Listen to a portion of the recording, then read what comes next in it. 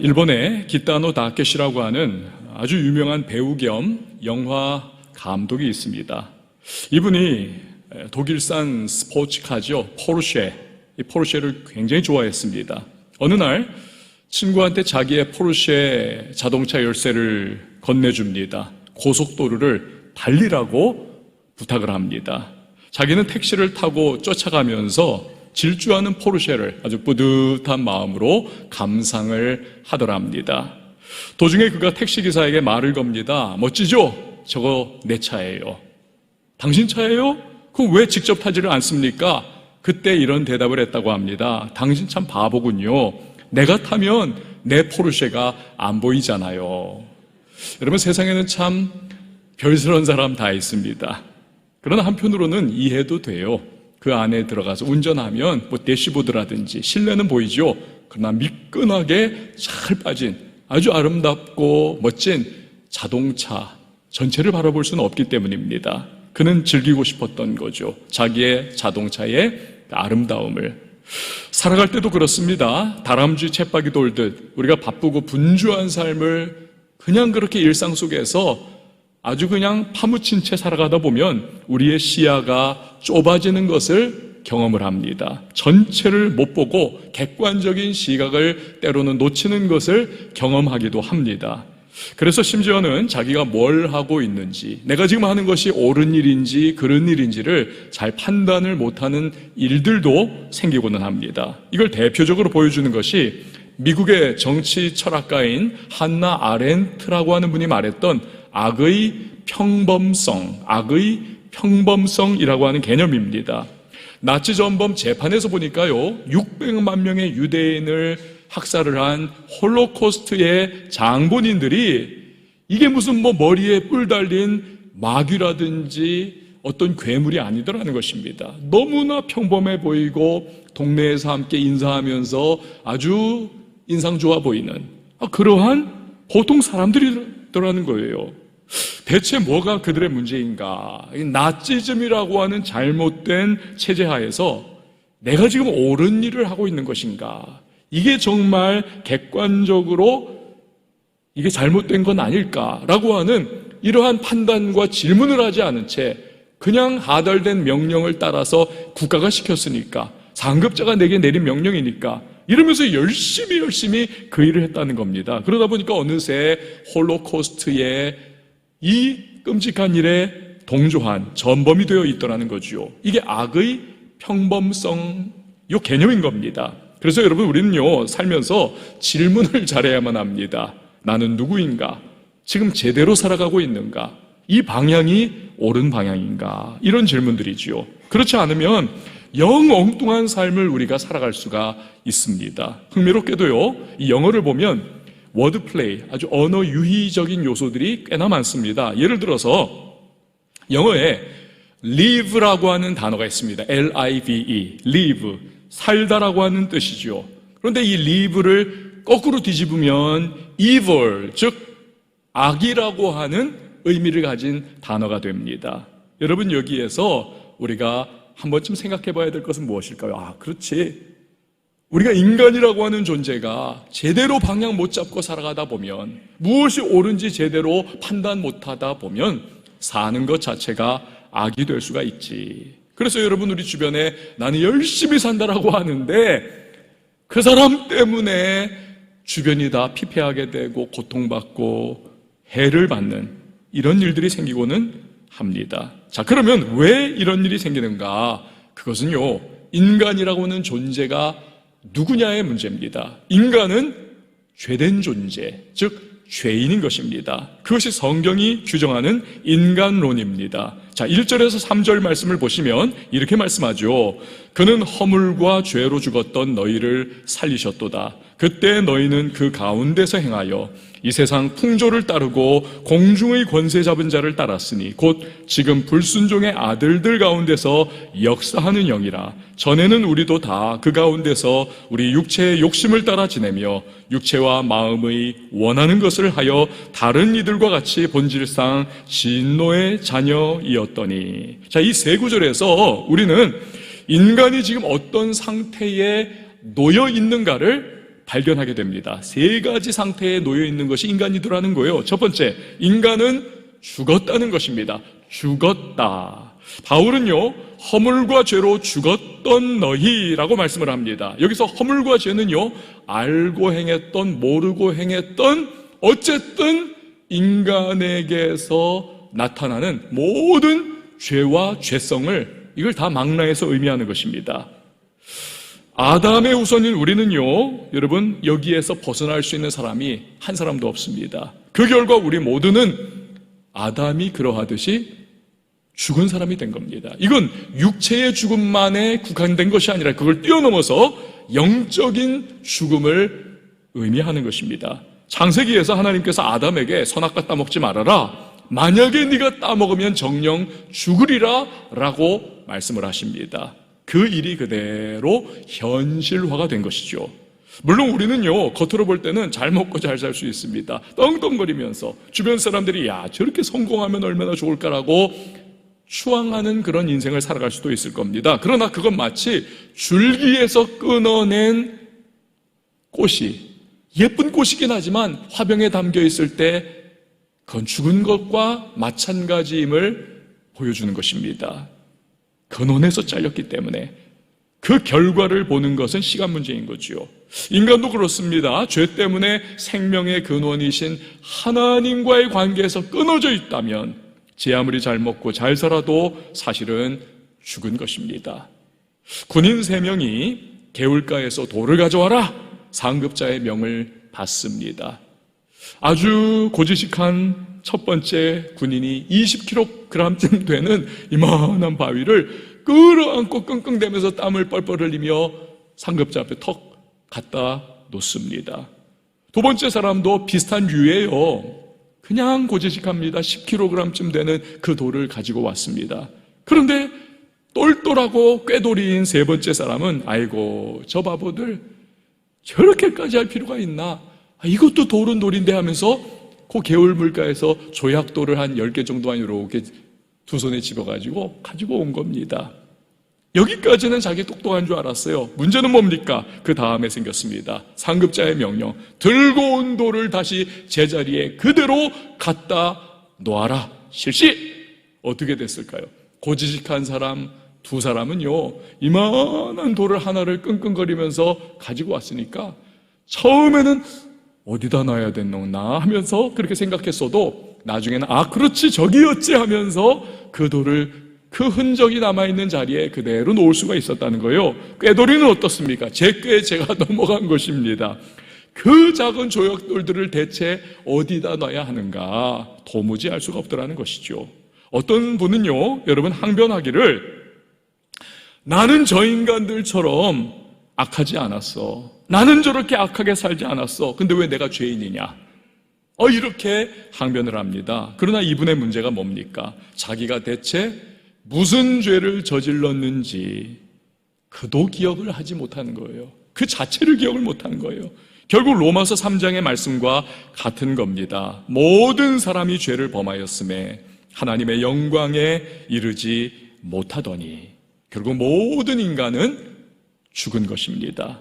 자, 두 번째로 우리 인간의 상태가 무엇이었는가? 성경은 말씀하기를 인간은 종이 되었다는 것입니다. 종이 되었다.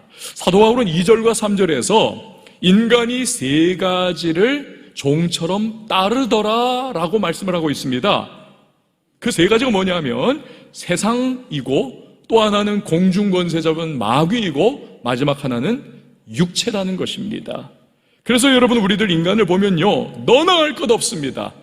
다 세상 풍조를 따라 이리저리 휩쓸리면서 살아갑니다.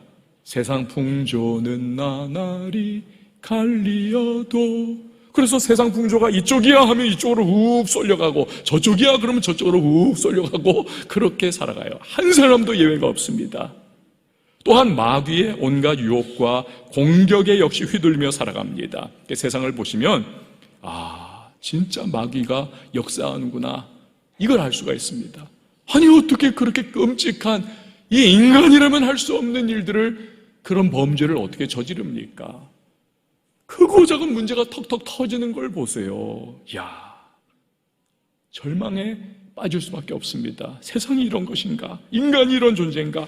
폭력을 보세요. 끔찍한 일들을 보십시오. 악의 기원인 마귀가 철저히 주인이요, 인간은 종노릇한다는 것을 우리가 볼 수 있습니다. 그리고 인간은요, 육체가 이끄는 대로 육신의 정욕, 안목의 정욕, 이생의 정욕에 의하여 휘둘리며 살아갑니다. 여기서도 자유로운 인간은 아무도 없습니다. 여러분, 퀴즈. 산 물고기와 죽은 물고기의 극명한 차이가 뭘까요? 산 물고기는요, 아무리 강이 빨리 흘러내려도요, 거슬러가지고 자기 뜻하는 대로 역류해서 올라갈 수 있습니다. 죽은 물고기는 어떻습니까? 죽은 물고기는요, 강물이 아무리 평온하고 잔잔해도 그렇게 할 수 없습니다. 그냥 둥둥 떠가지고 같이 흘러내려 갈 뿐인 것입니다. 하나님 생명에서 떠난 인간 마찬가지입니다. 영이 죽은 존재이기 때문에 세상과 마귀와 육체에게 저항하지 못하고 죽은 물고기가 강물에 휩쓸려서 그저 무기력하게 떠내려가는 것과 같이 꼼짝없이 종노릇하게 되는 것입니다. 자, 성경이 말하는 인간의 상태 세 번째는, 인간은 정죄받았다는 것입니다. 한번 저를 따라해 주십시오. 인간은 정죄받았다. 그러니까 오늘 3절 끝부분에서 말씀하는 본질상 진노의 자녀이었더니, 이 부분이 바로 그 의미인 겁니다. 진노의 자녀였다. 그러니까 하나님으로부터 너는 죄인이야 라고 정죄를 딱 받았고, 그 결과 영원한 형벌, 지옥의 형벌을 받는 존재. 여러분, 이것은요, 너 혹은 나만의 문제가 아닙니다. 이건 모든 인류의 직면한 문제인 겁니다. 아무도 벗어날 수 없어요. 그래서 바울은 2절에서 너희는 이라고 말을 했다가 3절에서는 우리도 다 라고 말을 하고 있는 겁니다. 주어가 그래요. 주어가. 즉 에베소에 살아가고 있는 이방인들의 문제일 뿐만이 아니라 그 이방인들을 개처럼 여기고 우리는 율법을 받은 선민이야, 우리는 하나님의 백성이야 라고 떵떵하거리고 있는 자신만만한 유대인들 역시도 그 똑같은 상태에 놓여 있다는 것입니다. 얼마 전에 그 격투기 중에서 UFC라고 있지 않습니까? UFC 격투기에서 코리안 좀비라고 별명이 붙은 정찬성 선수가 미국의 맥스 할로웨이라고 하는 선수와 맞붙었다가 패배를 했습니다.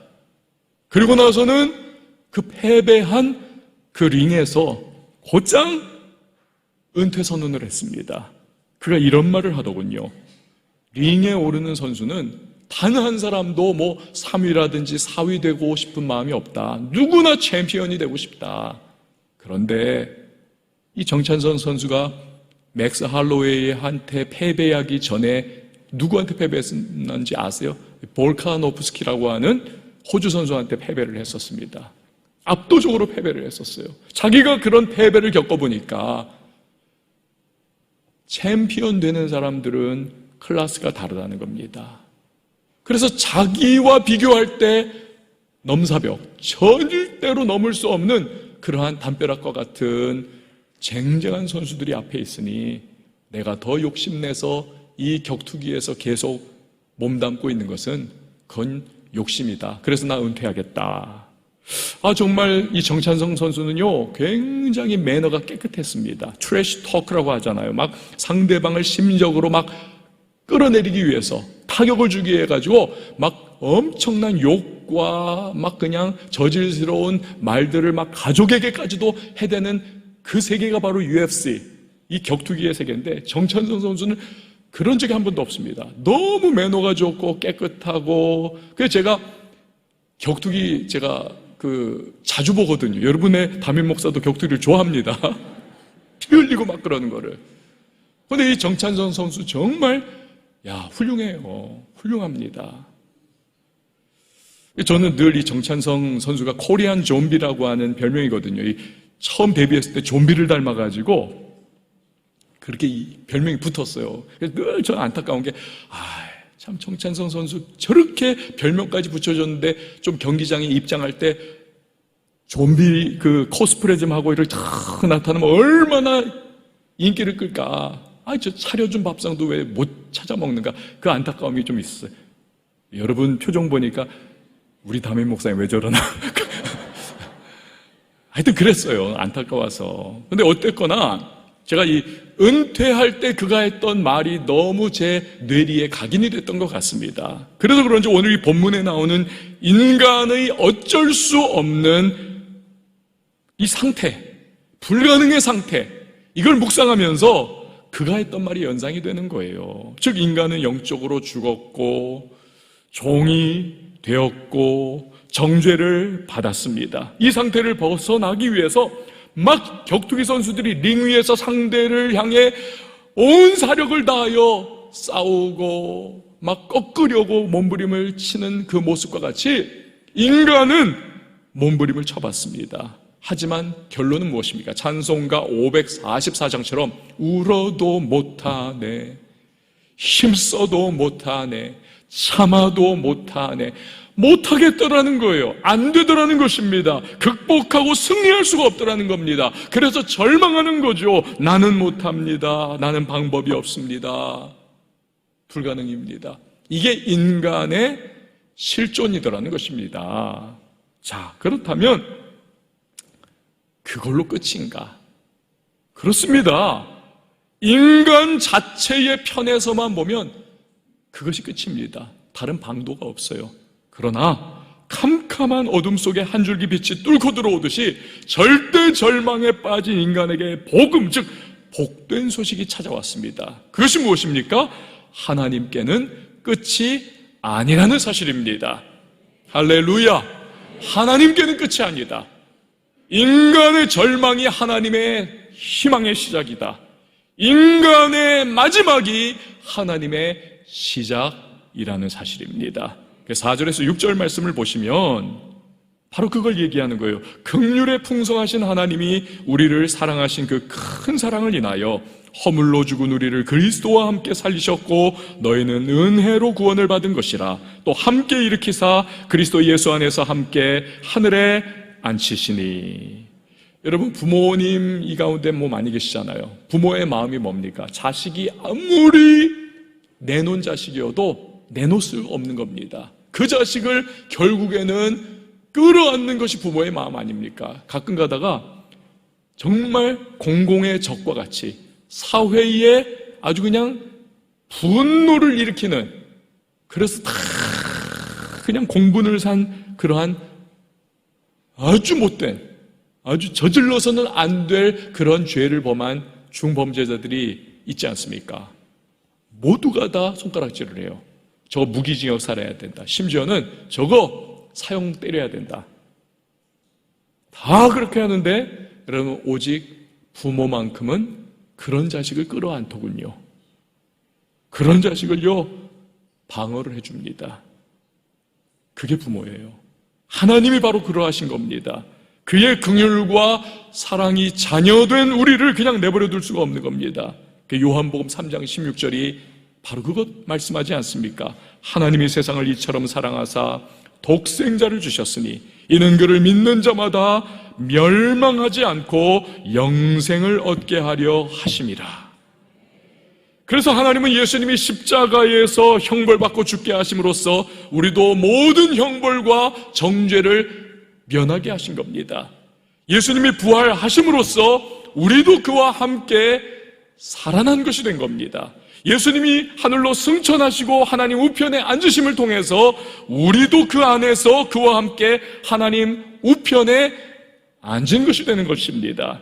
그래서 여러분 빌립보서 3장 20절 말씀처럼 우리는요 육적으로는 대한민국의 시민권자이지만 영적으로 우리는요 천국 시민권자인 것입니다. 천국 시민권자.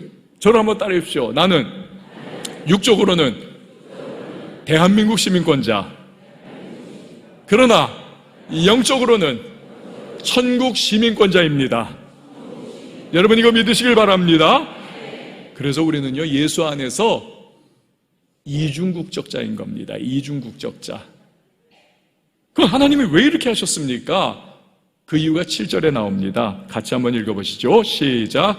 이는 그리스도 예수 안에서 우리에게 자비하심으로써 그 은혜의 지극히 풍성함을 오는 여러 세대에 나타내려 하심이라. 아멘. 다시 말하면 하나님이 얼마나 놀라운 사랑과 은혜와 긍휼을 베풀어 주셨는지를 감사하고 찬양하고 세상에 전하도록 하기 위해서 그렇게 해줬다는 거예요. 복음이 그러므로 말미암아 세세로 전파되어서 영생을 주시기로 작정하신 자들이 다 구원받는 놀라운 결과가 나타나도록 그렇게 해주셨다는 것입니다. 여러분, 우리가 태신자 운동을 하는 이유도 바로 거기에 있습니다. 우리는 하나님의 은혜와 사랑으로 인해서 인간이 절대로 벗어날 수 없는 세 가지 상태, 즉 죽음에서 생명을 얻었습니다. 종에서 자유를 얻었습니다. 정죄에서 해방을 받았습니다. 그래서 어거스틴의 말처럼 우리는요, 머리부터 발끝까지 할렐루야인 것입니다. 머리부터 발끝까지 할렐루야. 그러므로 당연히 그 감사의 마음으로 복음을 전하는 것이 마땅한 것입니다. 자, 이렇게 인간의 이전의 상태가 어땠는가, 또 하나님의 은혜가 어떠한 것인가를 선언한 바울은 이제 8절과 9절에서 다시 한번 구원이 오로지 하나님으로부터 난다는 것을 강조를 합니다. 우리 8절과 9절 말씀 같이 봅니다. 시작. 너희는 그 은혜에 의하여 믿음으로 말미암아 구원을 받았으니 이것은 너희에게서 난 것이 아니요 하나님의 선물이라. 행위에서 난 것이 아니니 이는 누구든지 자랑하지 못하게 함이라. 아멘. 여러분, 우리가 구원받은 것은 오직 하나 하나님의 은혜라는 사실을 믿으시기를 바랍니다.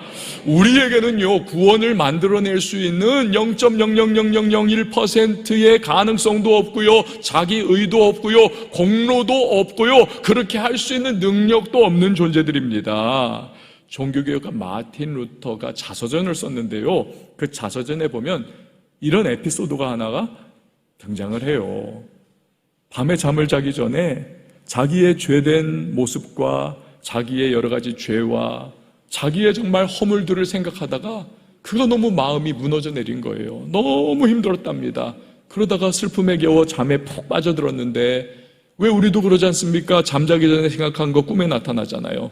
꿈에서 어떤 천사가요, 커다란 흙판에다가 그냥 무시무시한 대못으로 끽끽거리면서 그냥 파대면서 뭘 적더라는 거예요. 빽빽하게. 그게 뭔가 봤더니 루터 자신이 태어난 이후로부터, 어렸을 때부터 지금까지 행했던 죄와 허물과 잘못된 부분들을 다 기록을 해놨다는 겁니다. 그걸 보니까 마음이 절망의 시면으로 막 빠져들어가더래요. 나는 불가능한 존재구나. 나는 할 수 없는 존재구나. 나는 지옥 형벌에 합당한 존재일 수밖에 없겠구나. 그런데요, 그때 천사가 그 모든 죄 위에다가 성경 구절 하나를 써놓더라는 겁니다. 그 아들 예수의 피가 우리를 모든 죄에서 깨끗하게 하실 것이요.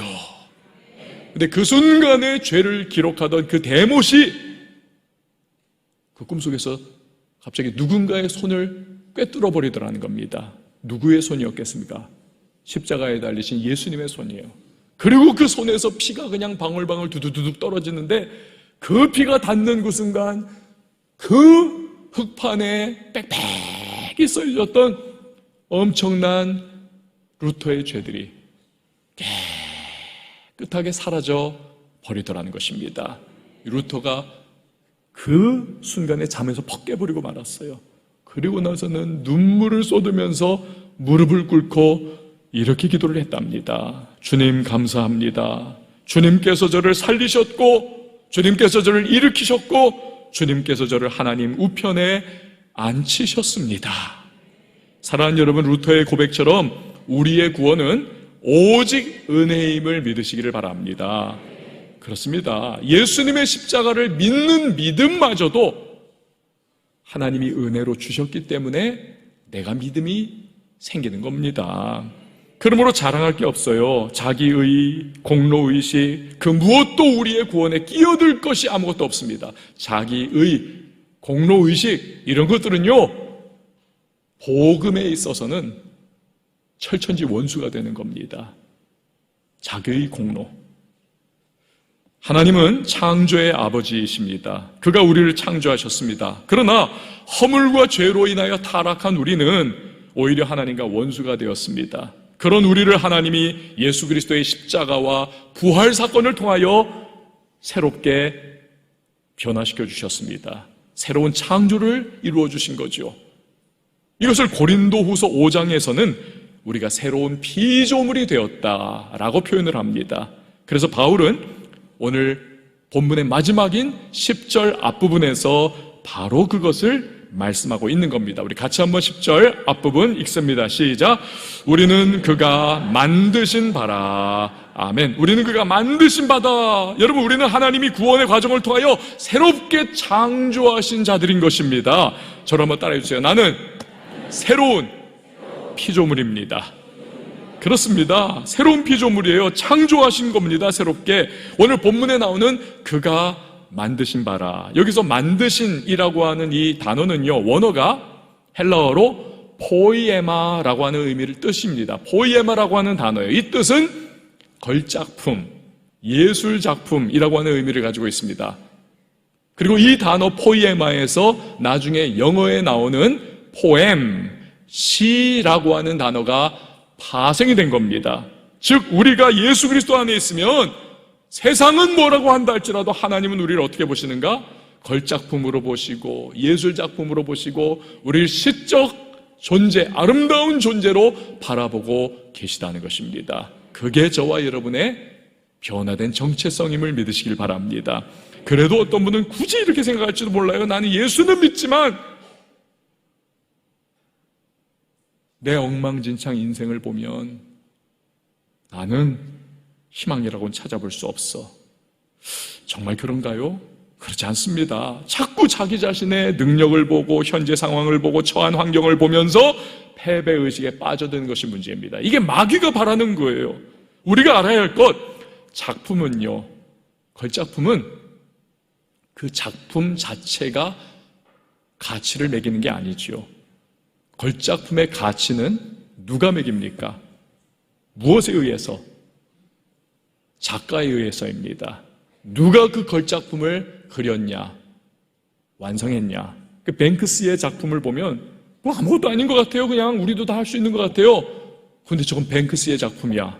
그래서 엄청난 겁니다. 피카소, 그냥 애들이 개발세발 그린 것 같은데, 피카소 미안해요. 근데 거기 피카소라고 써 있는 거예요. 그러니까 막 수백억 대가 되는 겁니다. 여러분, 우린 절대 잊지 말아야 합니다. 비록 나는 부족하고 연약해도 하나님 자녀야, 하나님 백성이야, 하나님의 이름이 새겨진 존재야. 그게 우리인 것입니다. 여러분, 만약에 제가 5만 원권을 들고 있다고 한번 상상을 해보세요. 제가 손 들면 드리겠습니다. 누가 안 들겠습니까? 여러분 지금 점잖게 있는 것 같지만 막 일착으로 주겠다 그러면 막 뛰어나오는 분도 계시겠죠. 그런데요, 제가 그 5만 원권을 꾸긴다고 생각을 막 꾸겨요. 꾸기고 꾸겨가지고는 다시 이렇게 쫙 펴니다. 막 다 그냥 꾸겨져 있는 이 5만 원권인데, 이거 그런데 받으실 분 있습니까? 손 들겠습니까? 안 들겠습니까? 손 들어요. 근데 만약에 그걸 다시 또 꾸겨가지고는 땅바닥에 패대기를 치고 제가 막 발로 밟는다 생각해 보세요. 그리고는 다시 주워가지고 그걸 핍니다. 이거 받으시겠습니까? 하면 받을까요? 안 받을까요? 받습니다. 정직한 분에게 축복이 있을지어다. 왜요? 거기에 여전히 한국은행의 도장이 찍혀있기 때문에 5만 원권의 가치가 있는 것입니다. 여러분, 우리가 인생 살아가면서 실패할 때가 있습니다. 무너질 때가 있습니다. 발로 밟히듯이 환경과 상황에 짓이겨질 때가 있습니다. 더 이상 밑바닥으로 추락하지 못할 만큼 내동댕이 쳐질 때도 있습니다. 그럼 무같이 합니까? 그럼 죽어야 합니까? 하나님도 그런 우리를 포기하십니까? 절대로 그렇지 않습니다. 왜요? 그럼에도 불구하고 우리에게는 하나님의 이름이 새겨져 있기 때문에 그렇습니다. 너는 나의 자녀야. 여러분, 이걸 믿으면 얼마든지 다시 일어날 수가 있는 겁니다. 다시 회복할 수가 있는 것입니다. 다시 시작할 수가 있는 것입니다. 아버지 하나님 도와주세요라고 믿음으로 외치면 반드시 새 힘과 새 은혜와 새로운 기회와 시작을 허락해 주시는 것입니다. 그게 예수 그리스도 안에서 새로운 피조물이 된 저와 여러분이 누리는 특권인 것입니다. 할렐루야. 자, 이제 바울은 10절 뒷부분에서 우리들 성도가 종종 놓치는 그런 아주 중요한 말씀을 하나 끄집어냅니다. 그것은요, 왜 하나님께서 우리를 새로운 피조물로 만드셨느냐, 이에 대한 해답인 것입니다. 자, 10절 전체를 한번 우리 같이 읽어봅니다. 시작. 우리는 그가 만드신 바라 그리스도 예수 안에서 선한 일을 위하여 지으심을 받은 자니 이 일은 하나님이 전에 예비하사 우리로 그 가운데서 행하게 하려 하심이니라. 아멘. 여러분, 우리는 구원의 감격에 얼마나 감사하고 감격합니까? 그런데 성경은 말씀하시기를 그 감사와 감격에 머물러서는 안 된다는 겁니다. 한 걸음 더 나가야 한다는 것입니다. 그것은 그 감사와 감격을 가지고 선한 일을 이제는 해라. 선한 일을 해라. 여러분 기억하세요. 선행은 결코 구원의 조건이 될 수 없습니다. 그러나 구원받은 성도의 삶에는 반드시 선행이 나타나야 한다는 것입니다. 왜 그럴까요? 마태복음 5장 16절 보시니까 답이 나와요. 이같이 너희 빛이 사람 앞에 비치게 하여 그들로 너희 착한 행실을 보고 하늘에 계신 너희 아버지께 뭘 돌리게 하라? 영광을 돌리게 하라. 로마서에서 바울이 말했듯이 살든지 죽든지 먹든지 마시든지 하나님의 영광을 위하여 하라는 것입니다. 선행을 통해서 하나님께 영광이 돌려지기에 선행을 하라. 근데 여러분, 선행 중에 최고한 선행은 과연 무엇입니까? 최고한 선행, 예수님 알지 못해서 여전히 인간의 세 가지 상태인 영적인 죽음, 종된 상태, 정죄 가운데 그 영혼이 죽어있는 사람에게 복음을 전하는 것입니다. 복음을 전하는 것, 그럼으로써 자유와 해방, 또 하나님의 자녀가 되는 길을 알려주는 것이야말로 선행 중 최고의 선행이라는 사실을 기억하시기를 바랍니다. 어느 수도원에서 수도원장이 수도사들에게 설교 훈련을 시킵니다. 수도사 A가 첫 번째 타자로 강단에 올라섰습니다. 한 번도 해본 적 없는 설교를 하려 하니 오금이 저리고 마음이 막 떨리고, 동료 수도사들이 다 새까만 눈동자가 자기만 바라보는데 이건 도저히 입을 뗄 수가 없어요. 너무 긴장감이 맴돕니다. 벌벌벌 떨다가 겨우 말을 뗐습니다. 여러분, 제가 무슨 말을 할지 아십니까? 다 대답하죠. 아니요! 그러자 그가 말합니다. 여러분도 모르는데 제가 무슨 말을 하겠습니까? 그럼 홀딱 내려왔대요. 다음날 이 수도원장님이 화가 났습니다. 그 수도사 A를 다시 불러가지고 너 다시 설교해. 강단에 올라선 수도사 A, 여러분 제가 무슨 말을 하려는지 아시나요? 어제 사건이 있었기 때문에 수도사들이 문제 생길까봐 다 대답합니다. 네, 압니다. 그러자 수도사 A가 말합니다. 다 아시는데 제가 또 무슨 말을 하겠습니까? 그리고 홀딱 내려왔대요. 그 다음날 이 원장 수도사님이 화가 머리끝까지 났습니다. 너 다시 올라가. 그러자 수도사 A가 말합니다. 여러분 제가 무슨 말 하려는지 아십니까? 엊그제와 어제 사건이 있었기 때문에 얘네들이 꾀를 냈어요. 절반은 안다, 절반은 모른다 대답을 했습니다. 그러자 수도사 A가 반색을 하고 말합니다. 아이고 잘 됐습니다. 아는 분이 모르는 분한테 알려주세요. 그리고 홀딱 내려갔다는 것입니다. 그런데 수도 원장님이 박수를 치면서 이 수도사 A를 칭송을 하더라는 겁니다. 지금까지 내가 들어본 설교 중에서 최고의 설교를 했다. 복음이 무엇이냐? 아는 사람이 모르는 사람에게 전하는 것이 복음이 아니더냐? 그러면서 막 칭찬해 줬다는 거예요. 사랑하는 여러분, 우리는 부족합니다. 그러나 내가 체험한 예수 그리스도, 내가 체험한 하나님의 사랑과 은혜, 내가 체험한 십자가 사랑, 이것을 모르는 이에게 내가 조금이라도 알려줄 수 있다면 그 순간 우리는 최고의 선행을 나누는 것입니다. 그리고 그때 우리 하나님 미소 지시고 그가 우리를 바라보실 때 벅찬 마음으로 기뻐하실 것입니다. 오늘 우리가 함께 찬양할 텐데요, 여러분이 찬양에 사실 오늘 설교에 모든 게 다 담겨 있습니다. 십자가입니다. 그 은혜와 사랑으로 우리를 구원해 주셨습니다. 죽었던 우리예요. 허물과 죄로 인하여. 그리고 우리를 하나님께서는 존귀하다, 보배롭다라고 말씀해 주십니다. 주님의 이름이 우리에게 있기에 함께 해주실 겁니다. 오늘 그 말씀을 기억하시며 우리 함께 찬양하도록 하겠습니다. 십자가 그 사랑. 십자가 그 사랑, 멀리 떠나서 무너진 나의 삶 속에 잊혀진 주네. 돌같은 내 마음 어루만지사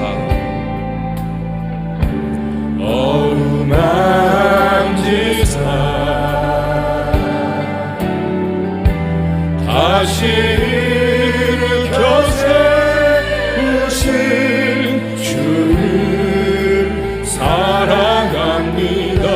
주 나를 보호하시고 날 붙드시니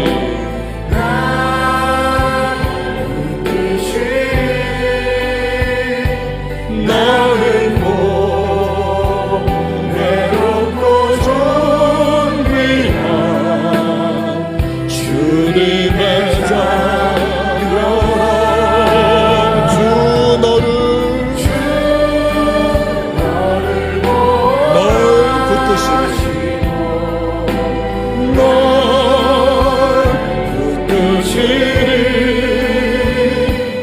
너는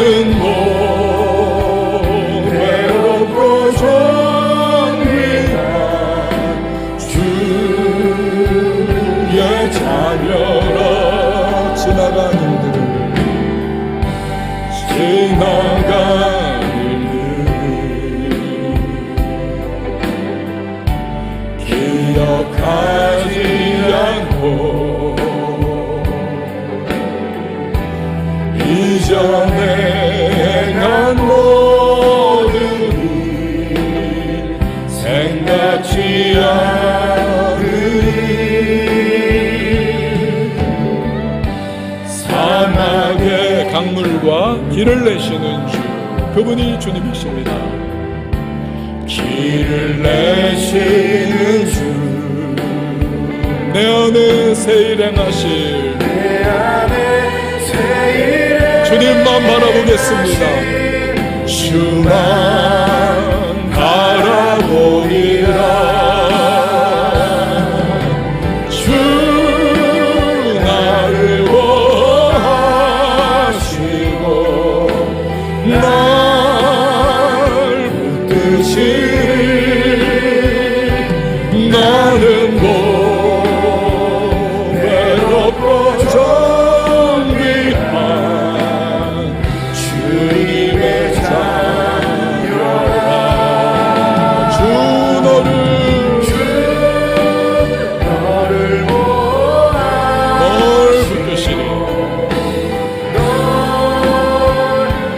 붙드시니 너는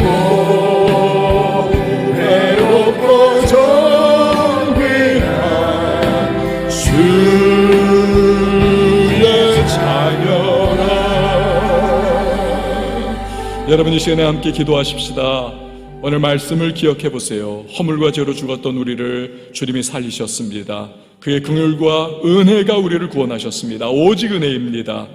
이런 우리는 새로운 피조물이 되었습니다. 주님의 이름이 우리 안에 새겨져 있습니다. 우리는 가치 있는 존재입니다. 그 어떤 실패, 좌절, 절망, 마귀의 공격도 우리를 무너뜨릴 수가 없습니다. 믿음으로 주님을 부르면 반드시 도우시고 능력 주시고 역사해 주시는 것입니다. 구원받은 우리는 선한 일을 위하여 지으심받았습니다. 내 주변에 선한 영향력을 흘려보내는 것입니다. 또한 아직 주님 알지 못하는 분에게 복음 흘려보내는 것, 이것이 구원받은 우리의 마땅한 바라는 것입니다. 오늘 말씀 기억하면서 하나님 담대하게 살아가게 하시고 나의 삶을 통하여 복음의 선한 영향력 흘러낼 수 있도록 성령으로 인도해달라고 우리 주님의 이름 한번 외치고 통성으로 기도합니다. 주여